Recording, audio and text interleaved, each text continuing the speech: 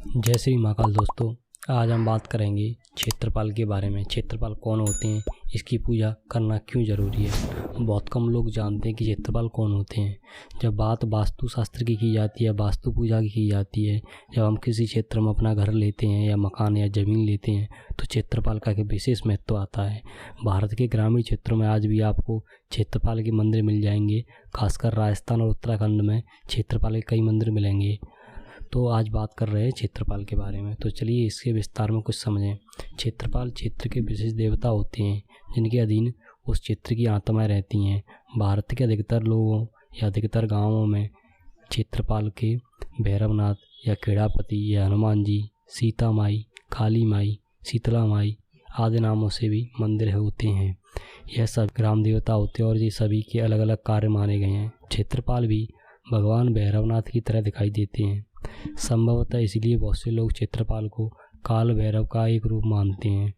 लोक जीवन में भगवान काल भैरव को क्षेत्रपाल बाबा, खेतल बाबा, खंडोबा बाबा, भैरव बाबा, भैरव महाराज आदि नामों से जानते हैं।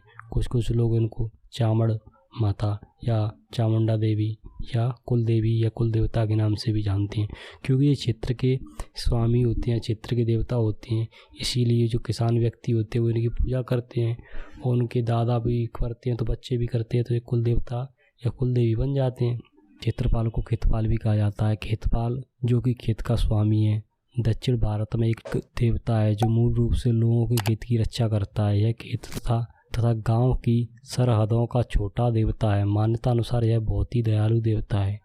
जब अनाज बोया जाता है या नवान्न उत्पन्न होता है या नया अनाज जो कोबले आते हैं उत्पन्न होता है तो उससे इसकी पूजा होती है ताकि यह बोते समय ओलों या जंगली जंतुओं से उसका बचाव करे और भंडार में जब अन्न रखा जाए तो कीड़े और चूहों से उसकी रक्षा करे। इसके अलावा इसकी पूजा क्यों ज़रूरी है ये समझ लिया। अब इसकी प्रकृति कुछ कभी कभी सौम्य होती है, किसी क्षेत्रपाल की प्रकृति थोड़ी उग्र होती है, पर ज़्यादातर ये न्याय के देवता होते हैं जो गांव के लोगों को बीमारी या किसी बाहरी संकट से बचाते रहते हैं। इसके अलावा यह न्याय का देवता ऐसे गांव की भलाई चाहते हैं, इसलिए अच्छे को पुरस्कार तथा धूर्त को दंड देते हैं। इसे भेंट व रोट चढ़ाई जाती है। कुछ जगहों पर क्षेत्रपाल को पशु बलि दी जाती है।